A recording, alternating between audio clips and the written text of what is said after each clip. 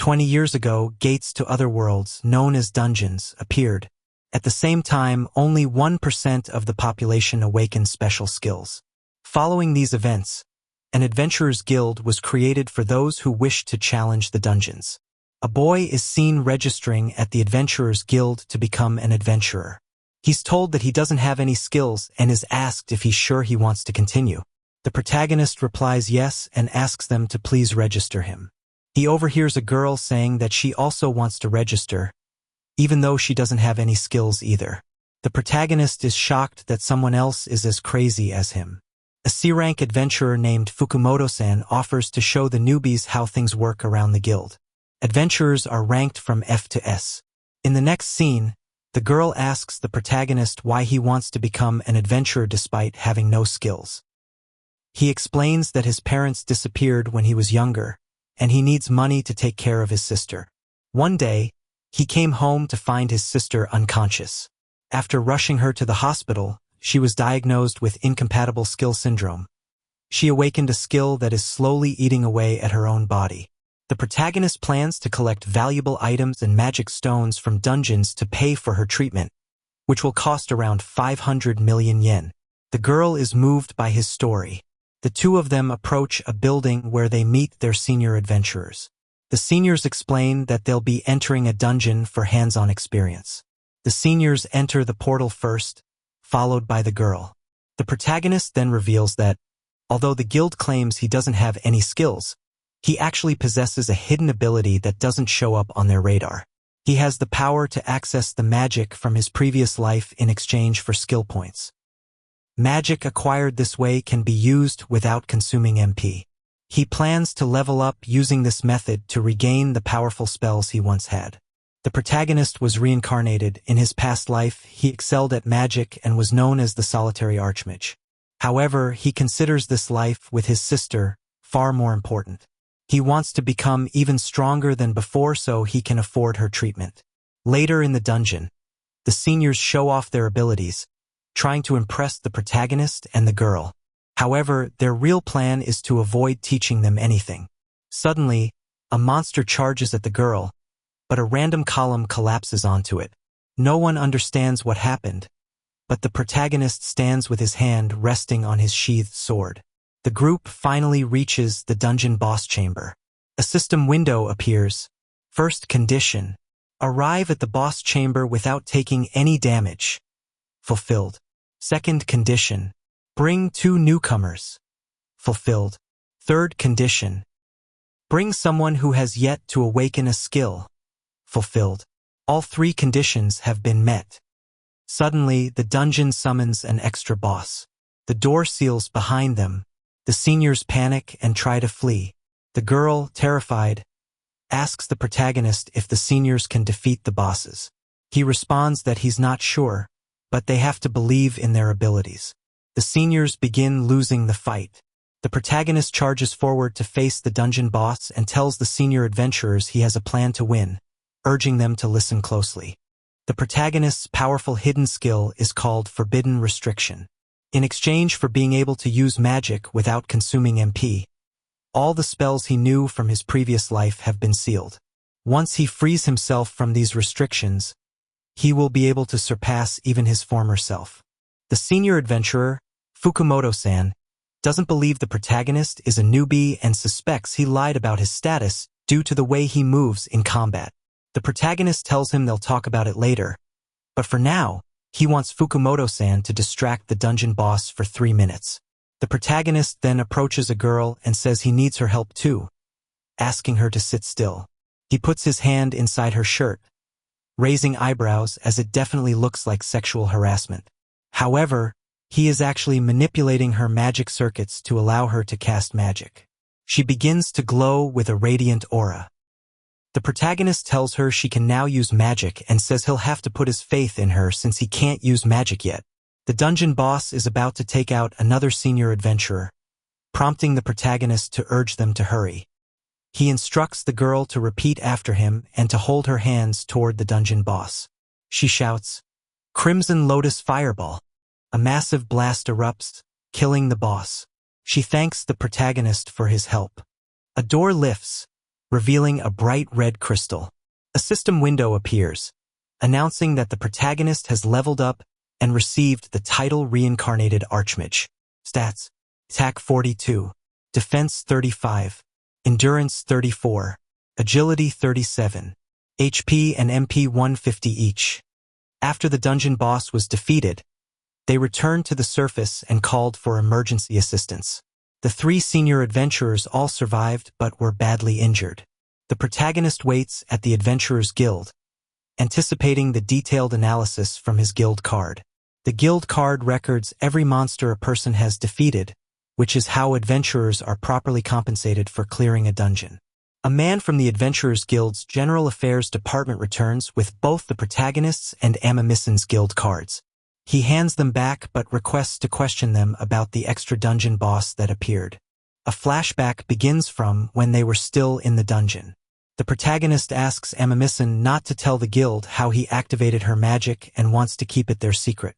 She gladly agrees, but in return, requests to become the protagonist's disciple.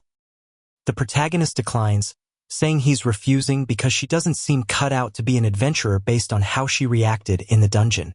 He doesn't want to irresponsibly teach her magic and send her to her death. She says it's a pity, but he might be right and she'll think about other options. The scene cuts back to the present. Amamissen explains that the dungeon boss was already injured and weak when she delivered the final blow. The man from the General Affairs Department believes their story and rewards both of them for defeating the extra dungeon boss. The protagonist receives 250,000 yen, and Amamissen receives 3 million yen. The rule is that 75% of the reward goes to the person who dealt the final blow, while the remaining 25% is split among the other party members. If they had been in a clan, the money would have been divided evenly. Before leaving, the man says he expects more from them in the future. The protagonist replies that they'll do their best. Amamissen tells the protagonist that she doesn't want to keep the money and believes he deserves it since he helped her, but he declines. He says she played her part and that he doesn't want the guild questioning why he received her share. They agree, exchange contact information, and part ways. The protagonist sits on his couch, looking at the 250,000 yen check. It's enough to cover a month's rent in a single day. The Adventurers Guild pays well. Just then, he gets a message from his little sister saying she feels better and managed to eat a few cups of pudding. Fired up, he swears to grow stronger and earn 500 million yen for her treatment. He suddenly remembers he leveled up and gained some skill points. A system window pops up, announcing that he has reached level 10 and can now summon a management fairy. Suddenly, a tiny fairy appears, visibly upset with him for skipping training for 20 whole years. Confused, he asks why she's mad, and she explains that he created her in his past life. A fairy designed to manage the forbidden restriction technique. Her sole mission is to make him the strongest. The fairy explains that she's upset with him for not training for the past 20 years. The protagonist doesn't remember creating her in his previous life, and she tells him that a part of his memories must be missing. He says he doesn't remember his death but recalls growing weaker each day due to an incurable disease. The fairy says she was born after his death and doesn't say much more. The protagonist suspects that his former self probably limited what she is allowed to say. He asks how she can make him stronger, and she replies that it can be done by updating the forbidden restriction skill. She then activates a new system window called Item Trade. The fairy explains that, with this system, he can retrieve any item his past self acquired at any time. However, the items are limited by stock.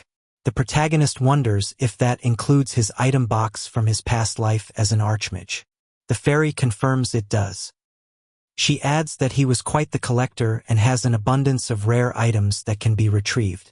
Though in disbelief, the protagonist is intrigued, until the fairy says there's a fee tied to the trading conditions. He opens the item trade window and begins browsing. He sees a holy sword, a demon sword, and then realizes he can obtain the omnipotent elixir, which instantly heals all illnesses and injuries. However, the price is steep, 500 million yen for 5 bottles. The protagonist feels uneasy but accepts that he'll just have to earn the money. It motivates him. The fairy then shares one last piece of news. While he was fighting the dungeon boss, She secretly placed a buff on him that doubles his experience points when defeating powerful enemies. Now understanding everything, the protagonist resolves to use the forbidden restriction skill to its fullest potential. The fairy is pleased. The protagonist then asks for her name, but she says she doesn't know. He never gave her one. He begins to think and decides to name her Sphere. She's happy with the name. The next day, the protagonist joins a D-rank dungeon party through the Adventurers Guild. As an F rank, he's just there to fill out the numbers. The party includes 3 C rankers. One of the members comments that F rankers don't get any loot since they don't have any skills. The protagonist replies that he'll make up for his lack of skills. As they prepare to enter the portal, the protagonist notices one of the members has an ominous look on his face. The next scene shows the group fighting monsters. One monster is about to breathe fire, but the girl adventurer doesn't notice. The protagonist jumps in front of her and defends against the monster. He has a flashback to when he was in his apartment using his points to equip an enhanced skill. Receiving skills from the forbidden restriction doesn't consume MP, meaning he can use enhanced skills whenever and wherever he wants during close combat fighting. The scene cuts back to the present, where the protagonist is battling the monster. He uses a skill called Sonic Impact and obliterates it. A system window appears, stating that he gained 2 experience points and has leveled up.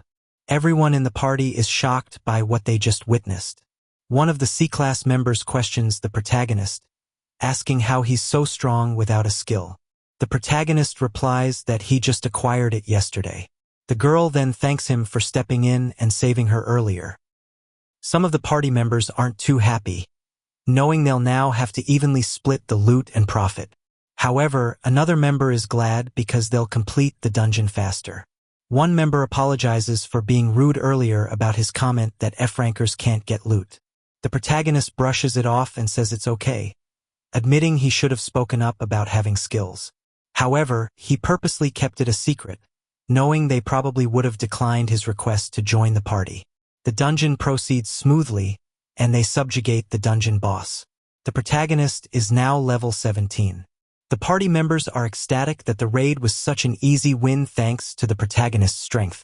As they decide to head back to the Adventurers Guild, one of the party members is suddenly pierced in the chest by a red, glowing dagger. It's the member with the ominous expression. He smiles in satisfaction after killing his teammate. The adventurer with the glasses is angry and attacks the party member who killed their colleague.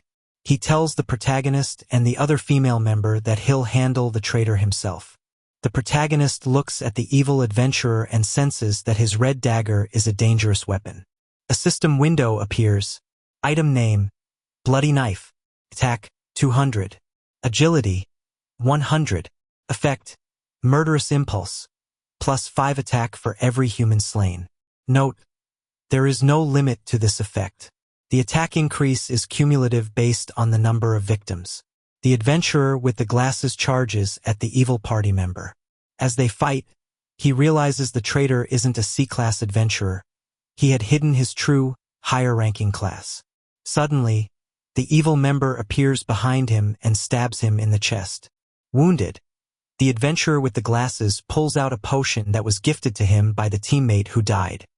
He drinks it, and a sudden surge of energy erupts from his body, blasting the evil member away.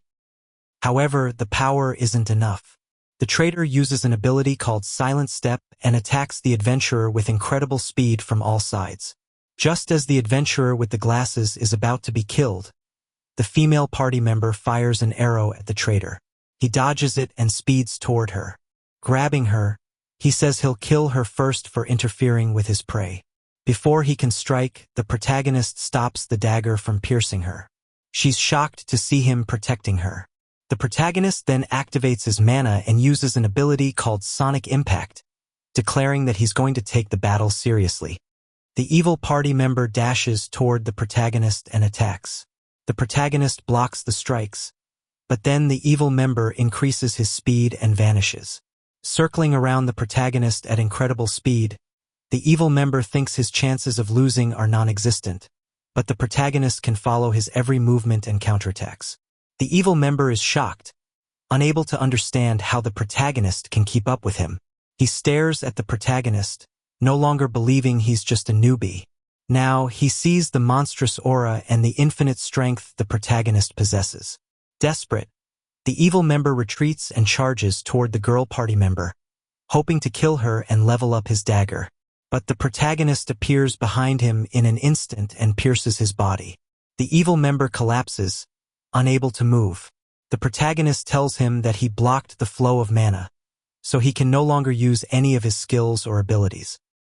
The evil member tells the protagonist to end the battle and kill him, but the protagonist says he sympathizes with him, just a little, because he, too, couldn't escape the curse of wanting to grow stronger. He says he won't kill him, but suddenly, the evil member grabs his own blade in an attempt to kill himself. The protagonist knocks him out before he can and says he must atone for his sins before he's allowed to die. The protagonist then turns to the girl party member and apologizes for scaring her, assuring her that she's safe now. She blushes and thanks him. In the next scene, the police officers arrest the evil party member. The adventurer with glasses is crying while thanking the protagonist for saving him. He then tells the protagonist that the other party member who was stabbed first didn't die but was badly injured. The dagger didn't hit a vital spot. In the following scene, the girl party member is sitting next to the protagonist and wants to know the secret to his strength. The protagonist brushes off the question and asks why she's working as an adventurer at her age. She replies that she's actually older and still in high school. The protagonist realizes she's older than his younger sister. She asks for his number, and the protagonist agrees. She then suggests they enter another dungeon together next time. He teases her, saying only if he has time. In the next scene, the protagonist has just gotten out of the shower and receives more texts from his younger sister, saying she's been okay, but the nurse got mad because she's been playing video games all day. Suddenly, the protagonist's fairy, named Sphere, appears. She says she added a hidden dungeon key to the item exchange, and the protagonist is shocked by what she said. Sphere says it's a key to a super difficult solo dungeon that only allows the protagonist to enter. The protagonist pulls up his item exchange and notices there are a lot of half-price discounts on dungeons labeled from D to S rank. The fairy says she created some discounts to encourage the protagonist to buy things.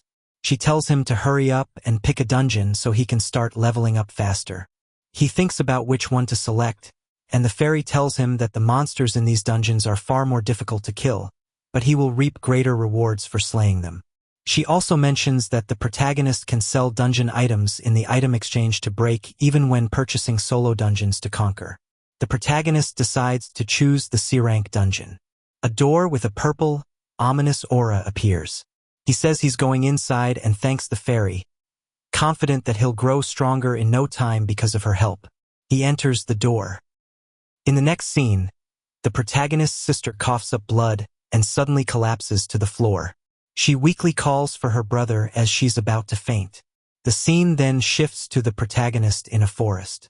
He uses the ability Haste to leap into the air and scout the area. He notices the environment feels familiar, just like in his previous life, and spots a monster he recognizes. They're incredibly fast and yield more EXP when defeated. The protagonist is running after the monster and realizes he can't keep up in his current state. Then Sphere appears and explains that she can manifest in solo dungeons since they are prepared specifically for him, unlike other dungeons in the outside world. Sphere tells him to lure the fast monster into another monster's habitat. Itsenia is a plant-type monster that devours everything. The protagonist understands and agrees to the plan. As he runs, a herd of monsters follows close behind. As the fast monster approaches the Itsenia's habitat, it suddenly slows down. It has run out of fuel. The protagonist attempts to catch it, but an Itsenia appears beneath them and devours both. A system window pops up, announcing that the protagonist has leveled up. Suddenly, a burst of fire erupts from inside the monster's mouth, killing it instantly. The protagonist walks out of the monster's mouth and finds himself surrounded by the monsters that were chasing him earlier. As a lizard-type monster prepares to attack, the protagonist activates his Enhance ability, then finally unleashes his magic. He casts Crimson Lotus Fireball, incinerating the entire area and killing all the monsters. He levels up an additional 20 times. The status window now shows level 52, HP/MP 408, attack 111, defense 97, endurance 92, agility 99. The protagonist opens the item exchange system to collect all the monster drops. He notices he's gathered a large number of rare items. The fairy tells him that if he sells the lizard steel, he can earn millions. Realizing this, the protagonist understands he can make a lot of money this way. However, Sphere warns that there is only one key per dungeon level, so not all dungeons can be exploited for profit in the same way. The protagonist decides to raid a B-rank dungeon next to acquire even more rare items. Suddenly, his thoughts are interrupted as the dungeon boss appears. The recommended level to raid this boss is 150. Despite being vastly underleveled, the protagonist is pumped. If he can defeat the dungeon boss, he'll earn enough to help his sister get her treatment as soon as possible. The protagonist leaps toward the dungeon boss. In his previous life, this boss was known as a mage's mortal enemy because only physical attacks worked against it. The protagonist increases his speed and attacks. However, the dungeon boss smiles because the protagonist's sword cannot penetrate its tough skin. The snake unleashes a venomous attack that melts the nearby rocks. The protagonist summons his item box. As part of the forbidden restriction skill allows him to store and retrieve items from a separate dimension, something he retained from his previous life. He summons a minotaur's axe. Suddenly, the dungeon boss attacks. The protagonist evades and counters with his new axe. However, after striking the boss, he realizes his stats are still too low. The blow fails to pierce the boss's skin. The dungeon boss retaliates, striking the protagonist and breaking his axe. Determined, the protagonist gives up on physical attacks and decides to try a different approach. As the snake opens its mouth, he rushes forward and uses Sonic Impact followed by Crimson Lotus Fireball. Thanks to the forbidden restriction skill, he can continuously use magic without depleting his MP. He plans to overwhelm the beast with magic, believing there must be a limit to how much it can absorb. The protagonist casts multiple Crimson Lotus Fireball spells at once. The fairy warns him that while he can use magic endlessly without affecting his MP, the strain will burden his body. The protagonist coughs up blood and looks exhausted, but he is determined to push past his limits. Losing his little sister would be far worse than any pain he currently feels. The dungeon boss begins to deteriorate, and the fairy says he just needs a little more power. With everything he has left, the protagonist summons the largest Crimson Lotus Fireball and hurls it at the boss. A system window appears, stating that the protagonist has leveled up and received Naga's Poison Blade, a weapon that poisons enemies over time. While resting against a rock, the protagonist looks satisfied with his victory over the boss, then collapses from exhaustion. The fairy says that, since he defeated the dungeon boss, he will now be teleported back to his world. In the next scene, the fairy appears teary-eyed. She accidentally input the wrong coordinates and teleported the protagonist just outside his home while he's still unconscious. As she hears someone approaching, she vanishes. The person walking by is Amamison, one of the protagonist's former party members. The protagonist suddenly wakes up, questioning where he is. He notices that he's in a girl's room.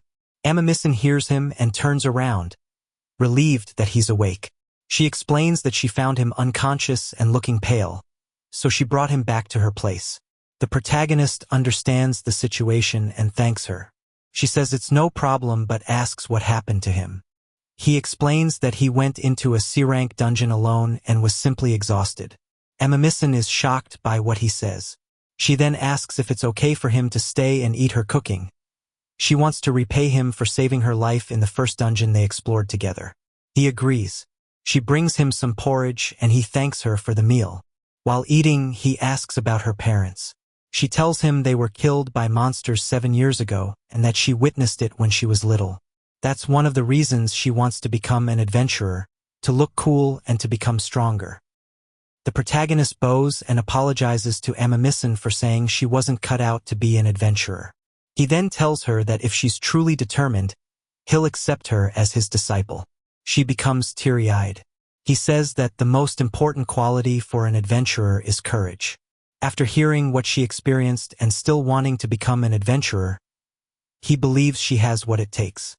Still crying, she says she would love to be his disciple and thanks him. The protagonist tells her he'll make her a first-rate wizard.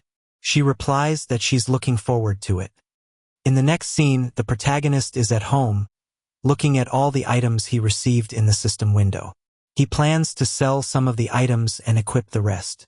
He feels grateful to have obtained a rare item, Naga's poison blade, since his axe broke. The protagonist then checks his updated stats. He is now level 70. His HP and MP are both 600. His attack is 280, defense is 187, stamina is 171, and agility is 178. The fairy tells him he's now considered a C ranker and that his growth is exceptional. The protagonist asks the fairy how much he earned after selling some of the items. She shows him that he now has 70 million yen. He's happy because he's closer to reaching the 500 million yen he needs for his sister's treatment. Just then, the protagonist's phone rings. The doctor on the line explains that they've been trying to reach him. His sister's health worsened a little while ago. The doctor says that if this continues, she doesn't have much longer to live. Shocked, the protagonist asks to speak to his sister. She says hello, and he asks her to stay strong just a little longer because he's found a cure for her. She smiles and says, "Okay, I'll be waiting." After hanging up, the protagonist emits a powerful aura and asks the fairy if clearing an A-rank dungeon would earn him 500 million yen. She says it's possible, but he may die trying. The protagonist, determined to save his sister, says he's ready to risk it all. The fairy warns him that it's suicidal to enter an A-rank dungeon with C-rank stats. The protagonist explains that he's running out of time, and the fairy, seeing his resolve, agrees to support him. The protagonist selects the A-rank dungeon. In the next scene, the fairy and the protagonist stand in front of a towering structure. The fairy says he'll need to reach the top floor to face the dungeon boss. As they approach the tower, a huge white lion monster appears, guarding the entrance. The fairy tells him he would normally need to be level 320 to defeat the lion, and questions how he plans to do it at only level 70. He replies that it's possible, if no other beasts or monsters interfere during the fight. If he can obtain a rare item from defeating the lion, conquering the A-rank dungeon will become easier. Suddenly, the lion launches an attack at the protagonist. In response, he activates a new skill called Tenma. Tenma is a spell that causes a significant leap in physical ability. Ideally, it uses a lot of MP, but because of the protagonist's forbidden restriction, he won't face any effects from using the spell. The protagonist kicks the lion beast in the face, launching it a great distance. While Tenma is activated, the protagonist can fight on equal terms with an A-rank opponent. However, he doesn't want to overuse magic and risk depleting his physical energy. A system window pops up and says the protagonist has unlocked a special quest. The goal is for the protagonist to defeat and tame the white lion. If he succeeds, he will gain a new ability, summoning a familiar. The protagonist knows that having a familiar would be very beneficial for completing dungeons. The protagonist and the white lion battle, exchanging blows. He observes a pattern in the lion's movements and exploits it with a barrage of explosive punches. The lion is now defeated. The protagonist orders the lion to lie down, and it obeys out of fear. The system window says the protagonist has cleared the special quest. Then, the protagonist absorbs the white lion into his body. Another system window appears, saying the protagonist has leveled up and acquired summoning magic, the familiar Nemia the white lion, and the white lion gauntlets. The protagonist has now gained 50 levels from defeating the white lion. After allocating skill points to get stronger, he is ready to enter the tower. The fairy tells the protagonist that she forgot to mention an important detail. Once he enters the tower, he cannot leave until he reaches the dungeon core on the top floor. She asks if he's sure he wants to proceed, and he replies yes. He's more afraid of losing his sister than facing powerful monsters inside the tower. They enter the tower, and the door seals shut behind them, preventing any exit. The fairy warns that undead monsters are approaching. The protagonist casts a new spell called Covert to erase his presence and then summons the White Lion. He instructs the White Lion to run around the floor to draw the undead's attention. Once they're all focused on him, the lion is to run to the center. The protagonist then casts a spell called Petrify to freeze the undead in place. Next, he uses Tenma to empower his demon blade, followed by Saint, which activates holy magic. With his enhanced sword, he slays the undead monsters. After the battle, he hugs Nemia, the White Lion, and tells him he did a great job. The protagonist levels up. The fairy is shocked that he was able to take care of all the undead within minutes. A system window appears, stating that the protagonist is now level 240. His stats are HP/MP 2300, Attack 745, Defense 615, Endurance and Agility 580. The protagonist acquires a large number of item drops. The fairy tells him that if he sells them, he'll earn over 500 million yen. However, he still cannot leave the tower until he reaches the top floor. Looking up, the protagonist notices the ceiling has no seals, so he considers blasting through each floor to climb faster. The fairy warns him that the tower's final boss is the Grim Reaper, and the recommended level to face it is 550. Despite this, the protagonist remains unfazed and says he'll figure something out. He opens his item window and begins searching for a spell that can counter ghost-type magic. Knowing the Grim Reaper will likely rely on it,